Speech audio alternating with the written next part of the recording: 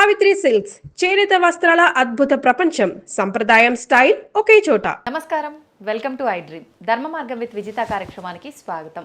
ప్రస్తుతం మనతో పాటు ఉన్నారు విశ్వపతి టీవీఆర్కే మూర్తి గారు. ఇప్పుడు వారితో మాట్లాడి శ్రీరామనవమి విశిష్టత గురించి, అసలు శ్రీరామనవమి ఆ రోజునే ఎందుకు జరుపుకోవాలి, మామూలుగా మనకు వివాహాలు నవమి రోజున చాలా తక్కువగా చూస్తుంటాము, ఎక్కువగా వివాహాలకి మనం ఆ రోజుని ఎంచుకోము, కానీ ఎందుకు రాముల వారి కళ్యాణం ఆ రోజునే జరిగింది, ఇలాంటి మరిన్ని విషయాలు ఇప్పుడు వారితో మాట్లాడి తెలుసుకునే ప్రయత్నం చేద్దాం. నమస్తే అండి. నమస్కారం తల్లి. శ్రీరామనవమి మనకు కొద్ది రోజుల్లో రాబోతోంది. రాముడిని మనం ఆదర్శంగా, రాముడు సీతల్ని మనము అందరము కూడా ఆదర్శంగా తీసుకోవాలి అని చెప్పి అంటారు. ధర్మము అనగానే రామో విగ్రహం ధర్మ పోలుస్తుంటారు. అయితే ఆయన గురించి ఎంత మాట్లాడుకున్నా తక్కువే. ప్రత్యేకించి శ్రీరామనవమి రోజున పట్టాభిషేకం, కళ్యాణము, రకరకాల మహోత్సవాలు ఆ రోజున చేస్తూ ఉంటారు. ఆ రోజునే జరిపించడానికి కారణం ఏమైనా ఉందా? అవును, అసలు రామనామంలోనే ఎంత ఎంత వైభవం ఉంటుందో అన్నమాట.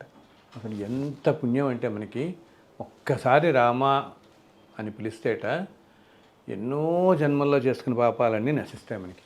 ఒక్కసారి రామనామం జపించటంతోనే ఎన్నో జన్మల పాపాలు నశిస్తాయని చెప్తుంటారు. అండ్ అంతకంట మధురమైన నామం ఇంకోటి లేదు, రామనామం కంటే మధురమైనది లేదు అంటాడు కదా. కీర్తనలో ఒకటి ఉంటుంది కదా, అంటే పాలు మిగిరేల కన్నా పంచదార చిలకల కన్నా ఓ రామ నీ నామం ఎంతో రుచిరా, ఎంతో రుచి, ఎంతో రుచి, ఎంతో రుచి. సో ఎంత రుచికరమైన రామనామం అంటే మనకి ఆ రామనామంలో ఉన్న రుచి సామాన్యమైనది కాదనమాట.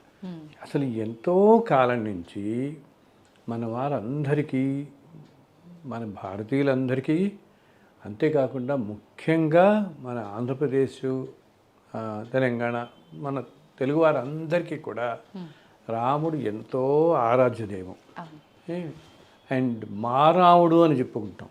అసలు రామాలయం లేని ఒక కాలం దాకా ఊరు కానీ, అంతేకాదు అది చెప్తాం కదా అందరం, రామాలయం లేని ఊరు ఉండదు. అలాగే ఏదో విధంగా రాముడి పేరు లేని కుటుంబాలు కూడా ఉండవు. అవునా? మొన్నమొన్నటి దాకా, ఇప్పుడంటే మోడర్న్ టైమ్స్ వచ్చి రకరకాల పేర్లు పెట్టేస్తున్నారు, కానీ మొన్నమొన్నటి దాకా రామారావు, రామచంద్రరావు, రామిరెడ్డి, రామకిషన్, రామకృష్ణారావు, ఇంతే కదా. స్వామి వారికి సంబంధించి కానీ రాముల వారికి అంతే, రాముల వారికి సంబంధించిన వారం ఉన్న కుటుంబంలో మీ అన్నో, బాబాయో, అన్నో, తమ్ముడో ఎవరో ఒకరికి ఈ పేర్లలో రాముడి పేరు ఏదో ఒకటి. ఇప్పుడు రఘురామని, రఘురామారావు, రఘోత్తమ, ఇట్లా ఏదో విధంగా రాముల వారికి సంబంధించింది. రాముడు అనేవాడు అందరి మనవాడు అనమాట. రాముడు అంటే మనవాడు అంతే. ఎందుకంటే మనం చూస్తుంటాం ఎంత ప్రాణంగా మనకి. అసలు ఎందుకు ఎవరినైనా జంట ముచ్చటగా ఉంటే సీతారాములాగా ఎంత ముచ్చటగా ఉన్నారంటాం వాళ్ళని మనం కదా. అలాగే ఎవరైనా చక్కగా ఉంటే సీతలాగా చక్కగా ఉంది పిల్ల అంటాం. సీతారాములు అనేవారు మనతో అంత మమేకం అయిపోయాం మనం అందరం. మన జీవితాల్లో అంతగా రాముడు, మన రాముడు అన్నట్టు అయిపోయేవాడు. నేను ఈ పుస్తకాలు చాలా రాశాను కదా, వెంకటేశ్వర కల్పము, అమ్మవారి మీద, శివుడి మీద ఇలా రాసినప్పుడు మొట్టమొదట్లో రాసింది నేను వెంకటేశ్వర కల్పం. రాసిన తర్వాత అది చాలా ప్రాచుర్యంలోకి వెళుతున్నప్పుడు అప్పుడప్పుడు నాకు కొంతమంది ఫోన్ చేసి, అంటే ఒక్కొక్కరి నమ్మకాలు ఒక్కొక్కటి కదా. ఒకరికేమో శివుడు అంటే పంచ ప్రాణాలు, ఒకరికి హనుమంతుడు అంటే ప్రాణం, ఒకరికి అమ్మవారు అంటే ప్రాణం, ఒకరికి నరసింహస్వామి అంటే ప్రాణం, ఒకరికి సుబ్రహ్మణ్య స్వామి అంటే ప్రాణం, ఇలా రకరకాలుగా ఉంటాయి కదా. సో ఈ వెంకటేశ్వర వ్రతకల్పం ప్రాచుర్యంలో బాగా వెళ్ళిపోతుంటే ఊళ్ళ నుంచి నాకు అప్పుడప్పుడు కొంతమంది ఫోన్ చేసి అంటుండేవారు, స్వామి వెంకటేశ్వర వ్రతకల్పం రాశారు, చాలా బాగుంది, కొంచెం నాకు చాలా శివుడు అంటే చాలా ఇష్టం, మీరు శివుడి మీద ఎప్పుడు రాస్తారు అని అనేవారు. అలాగే కొంతమంది ఎవరన్నా ఫోన్ చేసి సుబ్రహ్మణ్య స్వామి మీద ఎప్పుడు రాస్తారు, నాకు చాలా ఇష్టం అండి, నేను ఎప్పుడు సుబ్రహ్మణ్య స్వామి గుళ్ళన్నీ వెళ్తుంటానంటారు. ఇంకొక ఆయన నాకు ఫోన్ చేసి నాకు హనుమంతుడు అంటే చాలా ఇష్టం, హనుమంతుడి మీద ఎప్పుడు రాస్తారని ఇంకోళ్ళారు. ఇంకొక ఆవిడేమో నాకు అమ్మవారు చాలా ప్రాణం, మాకు నేను ఎప్పుడూ లలిత సహస్రనామంలో చదువుతున్న, అసలు అమ్మ అంటే నాకు ఇంకా పంచ ప్రాణాలు, అమ్మవారి మీద ఎప్పుడన్నా రాయండి ఒకటి వ్రతం అని ఉంటేవాళ్ళు. ఇలా అడుగుతుండేవాళ్ళ. విచిత్రంగా ఇలాగే ఉంటుండగా వరంగల్ నుంచి ఒకసారి ఒక ఆయన నాకు ఫోన్ చేసి, మీ పుస్తకాలన్నీ చాలా బాగున్నాయండి, మా రాముడి మీద ఎప్పుడు రాస్తారు మీరు అన్నాడు. రాముడు వారి దగ్గర వీళ్ళందరూ మిగతా వాళ్ళందరూ నాకు సుబ్రహ్మణ్య స్వామి ఇష్టం, సుబ్రహ్మణ్య స్వామి ఇప్పుడు రాస్తారు, శివుడు అంటే ఇష్టం ఇలా అన్నారే కానీ రాములు వారి మీద అడిగిన వాళ్ళందరూ నన్ను ఏమన్నా తెలుసా, ఏమంటే మీ పుస్తకాలు చాలా బాగున్నాయి, మా రాముల మీద పెట్టి రాస్తారు మీరు, రాముడు మా రాముడు అయ్యాడు. ఇప్పటికీ నేను మర్చిపోలేను ఆయన్ని. ఒక ఆలయంలో అర్చకులు అనమాట, మా రాముల వారి మీద ఎప్పుడు రాస్తారండి అనేవాడు ఆయన. అలాగా అంత ఓన్ చేసుకుంటాం మనం రాముడు. అసలు ఎందుకు ఏదైనా కష్టం కడితే అయ్యో రామా అనే వస్తుంది నోట్లోంచి గబుక్కుని, అంతే కదా. పెద్దవాళ్ళు కూడా పడుకునేటప్పుడు లేచేటప్పుడు ప్రతి పని వెనకాల రామ రామ అని అంటారు, రామ రామ అనుకుంటాం. అలాగే పాతకాలంలో అంటే పాతకాలం అనేది ఎందుకంటే ఇప్పుడు మోడర్న్ టైమ్స్ అయిపోయి అన్నీ అలా అనుకోవాల్సి వస్తుంది. మనం మొన్నటి దాకా ఎవరైనా ఏదైనా కొత్తది ప్రారంభించిన శుభలేఖలు అట్లా ముందర శ్రీరామ అని రాసేవాళ్ళు. శ్రీరామ అని రాసి కానీ మొదలుపెట్టేవాళ్ళు కాదు. ఏంటి ఉద్యోగాలే కాదు, ఈ బిజినెస్లు వ్యాపారాలు చేసుకునే వాళ్ళందరూ పైన శ్రీరామ. అసలు అంతే. ఇంకా ఆశ్చర్యం ఏంటి తెలుసా, పాతకాలంలో ఉత్తరాలు రాసే వాళ్ళందరూ కూడా పైన శ్రీరామ అని రాసేవాళ్ళు. పోస్ట్ కార్డ్స్లో పైన శ్రీరామ అని రాసేవాళ్ళు. ఇంకా విచిత్రంగా ఆ రోజుల్లో కొంతమంది అంటే రాములు వారు రాస్తున్నట్టు భావన అనమాట, శ్రీరామ వ్రాలు అని కూడా ఉండేది. చూస్తున్న వాళ్ళందరూ ఈ ప్రోగ్రామ్ మన వాళ్ళకి తెలుస్తుంది, అప్పుడు జనరేషన్ వాళ్ళు పైన శ్రీరామ వ్రాలు అని రాసేవాళ్ళు. శ్రీరామ్ అనేది చాలా మందికి ఇప్పటికీ కూడా అలవాటు. నేను చూస్తుంటాను ఏదైనా శుభలేఖలు, ఏదైనా పత్రికలు, ఏదైనా కొత్త కొత్త మొదలు పెడుతున్నా మొట్టమొదటిగా శ్రీరామ అని రాస్తారు. ఎందుకంటే రామనామం తలుచుకుంటే అంతా జయప్రదంగా సాగుతుంది అని మనకి నమ్మకం అనమాట. రాముని తలుచుకుంటే చాలు జయప్రదంగా సాగుతుంది మనకని. సో అంతటి మహోన్నతమైనటువంటిది. అందుట్లో రాముడు ఏంటి తల్లి, సాక్షాత్తు శ్రీమన్నారాయణుడే వచ్చి మానవ రూపంలో మనందరి మధ్య తిరిగి అతి సామాన్యమైన మానవులాగా అన్ని కష్టాలు పడి జీవన విధానం సాగించిన వాడు శ్రీరాముడు. మనందరి మధ్య మనతో పాటే ఉండి మనలాగా కష్టాలు పడే రామచంద్రుడు. అయినా ఎంతో ధర్మమూర్తిలాగా ఉండి, అందుకని మనం అంటే రామ విగ్రహం ధర్మ. రాములు వారు అంటే అలా ధర్మస్వరూపం. ధర్మస్వరూపం అంటే భగవత్ స్వరూపం అన్నమాట. సో అంతటి సాక్షాత్తు శ్రీమన్నారాయణుడే రామచంద్రమూర్తిగా ఈ భూమి మీద వెలిసింది. ఒకానొక సంవత్సరంలో చైత్ర శుద్ధ నవమి నాడు పునర్వసు నక్షత్రంలో మధ్యాహ్నం 12 గంటలకి అభిజిత్ లగ్నంలో జన్మించారు స్వామి. సో భగవంతుడు అవతరించటం కదా, అది సాక్షాత్తు శ్రీమన్నారాయణుడే మనకి అవతరించటం అంటే ప్రపంచం మొత్తానికి ఎంతో శుభం. అంటే ఎంతో కళ్యాణం అంటాం. కళ్యాణం అనేది వివాహం అనే అర్థమే కాకుండా శుభప్రదం అని కూడా వస్తుంది. ఎంతో కళ్యాణమయం అంటాం, అంటే ఎంతో శుభప్రదంగా. సో భగవంతుడు ఈ భూమి మీద అవతరించడం అనేది ఎంతో కళ్యాణం, సమస్త విశ్వానికి కళ్యాణకరం అన్నమాట. అందుకని ఆయన జన్మదినం రోజున మనం సీతారాముల కళ్యాణాన్ని అంత వైభోగం చేసుకుంటాం.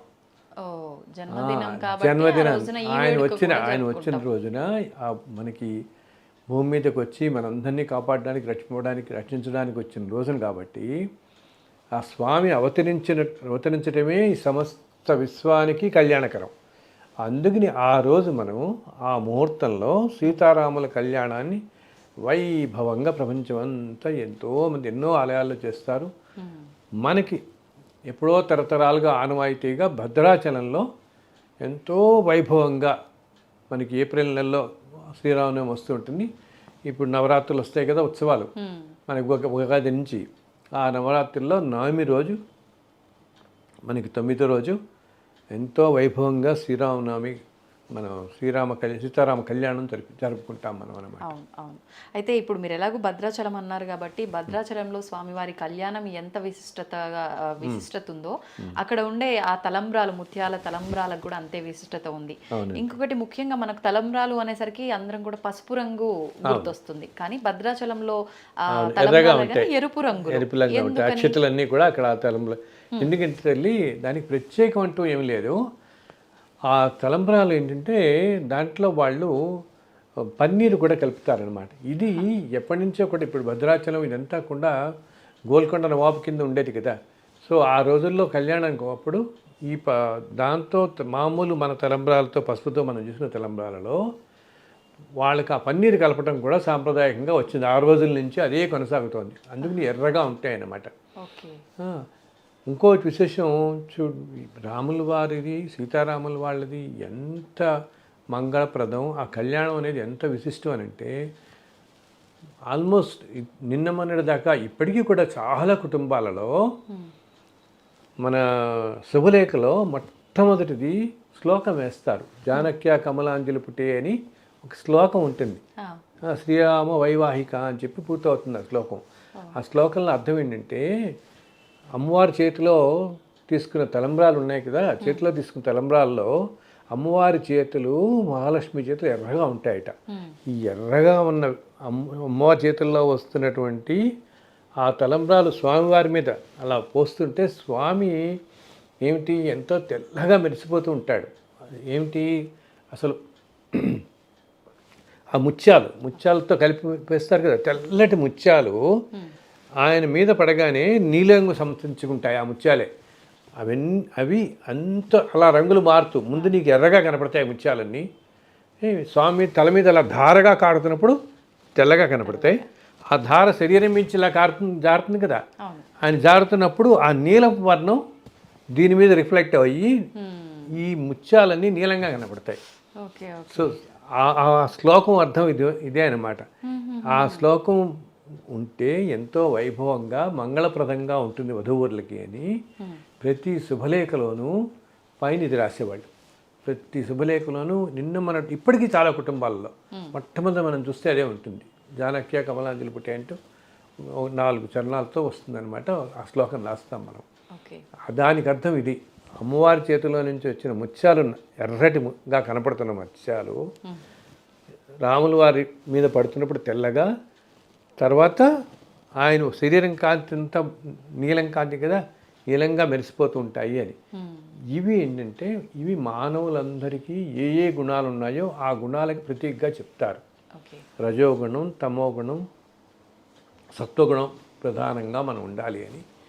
ఈ గుణాలకి ఆధారంగా ఆ రంగుల్ని అలా చెప్తాం అన్నమాట. ఈ 3 ఇవన్నీ కూడా మానవులందరూ ఈ గుణాలతో పాటు ఉంటారు, ఇది ప్రతిబింబిస్తూ ఉన్నట్టని. అండ్ ఆ తలంబ్రాలు ముత్యాల తలంబ్రాలు ఎంతో అందరికీ ఆశీర్పూర్వకంగా వాళ్ళందరూ ఇస్తారు మనకి అది. అండ్ ఎంతో ముచ్చట అనమాట. సీతారాముల కళ్యాణాన్ని తిలకించటం అది కూడా ఏంటి, ఆ కళ్యాణం సీతారామ కళ్యాణంతో ప్రపంచం మొత్తం కూడా కళ్యాణంగానే ఉంటుందని. భగవంతుడి కళ్యాణం ఎందుకు చేసుకుంటాం మనం? చెప్పాను ఆయన జన్మించిన రోజున కళ్యాణం చేస్తున్నామని. ప్రపంచం అంతా చల్లగా ఉండాలి ఈ సంవత్సరం అంతా కూడా అని చెప్పేసి. ఇప్పుడు మనం చూడండి, తిరుమలలో ప్రతిరోజు కళ్యాణం ఉంటుంది. ఇప్పుడు ఎన్నో ఆలయాల్లో ప్రతిరోజు కళ్యాణం జరిపిస్తారు. భద్రాచలంలో కానీ మనం అందరూ కూడా నిత్య కళ్యాణం అవుతూనే ఉంటాయి అన్ని చోట్ల, ఎన్నో ఆలయాల్లో అనమాట. ఎందుకంటే ప్రపంచం అంతా చల్లగా ఉండాలి, కళ్యాణంగా ఉండాలి అంటే అందరూ సుఖ సంతోషాలతో ఉండాలి అని చెప్పేసి ఈ సీతారామ కళ్యాణం వెనకాల ఇంత విశిష్టత ఉందన్నమాట మనకి. ప్రత్యేకించి శ్రీరామనవమి అనగానే మనకు కళ్యాణం అయిపోయిన మరుక్షణమే పానకము, వడపప్పు ఇది ప్రసాదంగా మనకు ఇస్తూ ఉంటారు. ప్రత్యేకించి పానకము, వడపప్పే ఎందుకని ఆ రోజు? అంటే మనం మన సాంప్రదాయంలో కూడా వివాహం సమయంలో పానకం బిందెలని ఇస్తారు. వచ్చిన అదేంటి వివాహానికి తరలి వచ్చిన వాళ్ళందరికీ కూడా ఇస్తారు. అవతల పెళ్లి వారికి, అతిథులందరికీ ఇస్తున్నారు, మగ పెళ్లి వారికి ఇస్తారు. సో ఇది ఎండాకాలం కదా, సో ఈ ఎండాకాలంలో వాళ్ళు ఎంతో వస్తారని చెప్పి పాపం కష్టపడి వచ్చారు అని చెప్పి చల్లగా ఉండడానికి, శరీరానికి చల్లటిదనం కలగడం కోసం వాళ్ళకి ఈ పానీయం యాక్చువల్గా నిజం చెప్పాలంటే మొట్టమొదటి రోజుల్లో ఇది తేనెతో చేసేవాడు, తేనె నీరు ఇచ్చేవారు. సో అది ఆ తర్వాత కాలంలో బెల్లం పానకంగా మనకు వచ్చింది. నీళ్ళలో బెల్లం కలిపి దాంతోపాటు కొంచెం శరీరానికి బెల్లం ఎక్కువ తీసుకుంటే పైత్యకరం అని పైత్యం చేయకుండా ఉండడం కోసం కొంచెం మిరియాలును యాలకులు కూడా వేస్తున్నారు కొన్ని చోట్ల, అది కూడా వేయటం జరుగుతుంది. మరి వడపప్పు ఎందుకని? పెసరపప్పు నీటిలో నానబెట్టి వడపప్పు అని చేసుకుంటాం కదా, అది మామూలుగా మనం ఎప్పుడు కూడా మనం నీటిలో నానబెడితే అట్లాను. ఆ రోజు వడపప్పుని ఎందుకంటామంటే దీన్ని స్వీకరించటం వల్ల అంత ఎండల్లో మనకి వడదెబ్బ తగలకుండా ఉండడం కోసం అని తిట. ఆ మధ్య ఒకరు ఎవరో పెద్ద ఆయన నాకు చెప్పారు ఇది. నేను ఇలాగ అడిగితే ఆయన చెప్తారు, ఆయన శ్రీరామనవమికి మీరు ఎప్పుడన్నా చూడండి భద్రాచలం వెళితే ఎంత వేడి ఉంటుందంటే ఏప్రిల్లోకి వస్తుంది కదా, ఇప్పటికి ఇంకా పీక్ సమ్మర్లో ఉంటాం అన్నమాట. సో వచ్చిన అతిథులు అందరూ వడదెబ్బ తగలకుండా ఈ వడపప్పు, ఈ పానకం, సో ఇది విశిష్టంగా ఇప్పుడు ఒక్కొక్క ఆలయాల్లో ఒక్కొక్క మనకు తిరుమల అనగానే లడ్డు వెంటనే మనకి గుర్తొచ్చేది కదా, లడ్డు ప్రసాదం, వడ ప్రసాదం గుర్తు. సో భద్రాచలం అనగానే సీతారామ కళ్యాణం, వడపప్పు, పానకం, తలంబ్రాలు, ముత్యాల తలంబ్రాలు, పానకం, ఇవే గుర్తొస్తాయి. ఈ విశిష్టత ఇదేనమాట. ఓకే, అయితే ఎలాగూ మనం శ్రీరాముడి టాపికే మాట్లాడుకుంటున్నాం కాబట్టి నాకు ఒక చిన్న డౌట్. అంటే సీతారాములు ఇద్దరిని ఆదర్శంగా తీసుకోవాలి భార్యాభర్తలు ఇద్దరు కూడా అని అంటారు కదా. అయితే కొంతమంది అంటారు ఎందుకు ఆదర్శంగా తీసుకోవాలి అంటే పెళ్లి చేసుకున్న తర్వాత వనవాసం అని చెప్పి అడవులకు తీసుకెళ్ళటము అంటే కష్టాల పాలు చేసినట్టు, అక్కడికి వెళ్ళైనా కలిసి ఉన్నారా అని అంటే అలా కూడా కాదు, మళ్ళీ వాళ్ళిద్దరి మధ్య ఎడబాటు, మళ్ళీ ఆఖరణ సరే సీతమ్మ వారు వచ్చిన తర్వాత అయినా ఆమెని అక్కును చేర్చుకున్నారా అంటే అక్కడ కూడా మళ్ళీ అగ్ని ప్రవేశము అని చెప్పి రకరకాలుగా, అంటే ఏ రకంగా ఆదర్శంగా తీసుకోవాలి అని దానికి అంటే ఏ రకంగా అంటే ఇది మనం ఇప్పుడు ఇంత అరగంటలో చెప్పలేని తల్లి, మొత్తం రామాయణం గురించి చెప్పాల్సి వస్తుంది. ఇది చెప్పాలంటే ఎందుకు సీతారాములు ఆదర్శం అయ్యారు ఆ జంట ప్రపంచానికి ఈ రోజునంటే రాముడి వెంట సీత అలా నడిచింది ఇంకేం మాట్లాడకుండా. అవునా, ఆయన రాముడు తెల్లవారితే పూర్తి పట్టాభిషేకం అయ్యి మహాచక్రవర్తి అవ్వాల్సిన వాడు వెంటనే అడవులకి వెళ్ళిపోయాడు కదా. సీతమ్మ వారు కూడా అది కూడా ఏమిటి అన్ని ఆభరణాలు తీసి నారస్తు చీరలు ధరించి ఆయనతో పాటు మన్నాళ్ళు వనవాసానికి వెళ్ళింది కదా. అంతేకాకుండా ఎన్నో విషయాల్లో ఎప్పుడూ రాముడి అసలు కొన్ని చోట్ల శాస్త్రాల్లో చెప్పబడుతుంది రాముల్లో ఉన్న శక్తి అంతా అమ్మవారిదే అంటారు. సీతాదేవిదే శక్తి, సీతమ్మవారిదే శక్తి అని. అంత శక్తి స్వరూపం అన్నమాట అమ్మవారు వచ్చింది. సో ఎన్నో దృష్టాంతాలు మనకు కనపడతాయి రామాయణంలో. వాటిలన్నింటినీ కూడా ఎంతో ఆదర్శంగా ప్రపంచాలకి నిలిచిన మూర్తులు అన్నమాట ఆ సీతారాముల జంట మనకి. అందుకని మనం అంతా అంత ఆదర్శంగా తీసుకుంటాం.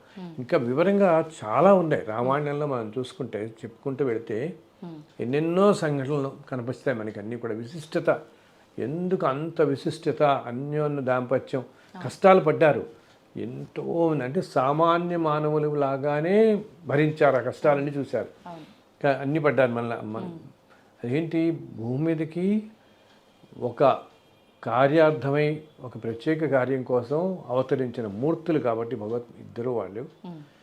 కానీ భూమి మీద ఉంటున్నప్పుడు ఇప్పుడు శ్రీకృష్ణుడు ఉన్నాడు, శ్రీకృష్ణుడు ఎన్ని కష్టాలు పడ్డాడు, ఎన్ని అవమానాలు పడ్డాడు. సాక్షాత్తు శ్రీమన్నారాయణుడే కృష్ణుడిగా అవతరించినా కూడా అలాగే ఆయన ఉన్న కాలంలో ఆయనని భగవంతుడే అని తెలుసుకున్న వాళ్ళు అందరు లేరు కదా. ఇప్పుడు రాములు ఉన్న కాలంలో కూడా రాముడు భగవంతుడే అని అందరూ ఇప్పుడు రాముడే ఒప్పుకోడు కదా. ముందు ఎంతోమంది భగవంతుడని కాదు సామాన్య మానవుడిలాగానే చూసేవారు కదా. అలా కానీ మనందరి కోసం నిలబడి లోక కళ్యాణం కోసం అవతరించిన మూర్తులు ఆ భగవంతుడు అనమాట. సో ఆ సీతారాములు అన్యోన్యత అనేది మనకి ఎప్పటి నుంచో వస్తున్నది, దానికి ఎంతో విశిష్టత ఉంది. అందుకని సీతారాముల్లాగా చల్లగా ఉండండి అని అంటాం, సీతారాముల్లాగా జంట ఉంది అని అంటాం. మీరు అన్నది కరెక్ట్ అయినా దానికి ఈ వెనకాల వాళ్ళ అన్యోన్య దాంపత్యానికి ఆ విశిష్టతకి ఎన్నో దివ్యమైన ఏమంటామంటే ఎన్నో సూక్ష్మ రహస్యమైనటువంటి విశేషాలు చాలా ఉన్నాయి దాంట్లో. ఆ రామాయణం మొత్తంలో చాలా చోట్ల ఉన్నాయి, చాలా అది మనకి గబుక్కుని అర్థం కావాలన్నమాట చెప్తే. సంతోషం అండి, చాలా మంచి విషయాలు తెలియజేశారు. శ్రీరామనవమి విశిష్టత గురించి, ముఖ్యంగా తలంబ్రాల యొక్క ఆ చిన్న రహస్యాన్ని కూడా తెలియజేశారు. ధన్యవాదాలు. చాలా చాలా సంతోషం తల్లి. సీతారామచంద్రుల వారి గురించి ఇలా మాట్లాడుకోవటం కాసేపు ఎంతో సంతోషం అనిపించింది. అసలు ఇందాక అనుకున్నాగా రాముడి పేరు లేని ఇల్లు ఉండేది కాదు. అంతదాకా దానికి మనం సినిమా రంగం తీసుకుంటే రాముల వారి మీద వచ్చిన పేరుతో సినిమాలు ఎక్కడ రాలేదు. అవును అవును లవకుశ దగ్గర నుంచి ఓల్డ్ మూవీస్ అన్ని కూడా ఎన్ని ఓల్డ్ మూవీస్ ఇప్పుడు మన సీతారామం అనేది వచ్చినట్టుంది కదా. ఆ రోజుల నుంచి లవకుశ నుంచి సంపూర్ణ రామాయణం కానీ ఎన్ని సీతారామాంజనేయ యుద్ధం అని వచ్చినాయి, ఎన్ని రకాలు ఎన్ని సినిమాలు వచ్చాయో రాముడి పేరుతో. మన అందరి జీవితాల్లో ఆ రామ శబ్దం, రామనామం, రామ రూపం, ఆ శ్రీరామ తత్వం అనమాట. ఆ తత్వాన్ని మనం అర్థం చేసుకుంటే అంతకంటే పుణ్యం ఇంకొకటి లేదు, అంతకంటే జ్ఞానం లభించదు. అది ఆ రామచంద్రుల వారిని, సీతారామచంద్రుల వారిని మరొక్కసారి ఈ సందర్భంగా మీ వల్ల తలుసుకునే భాగ్యం కల్పించినందుకు మీకు నా కృతజ్ఞతలు. అలాగే హనుమత్ లక్ష్మణ సమేత శ్రీ సీతారామచంద్రుల వారు మనందరినీ చల్లగా చూడాలని ఆ రామచంద్రమూర్తిని అందరినీ ప్రార్థిస్తున్నాను తల్లి. ధన్యవాదాలండి. జై శ్రీరామ్. జై శ్రీరామ్.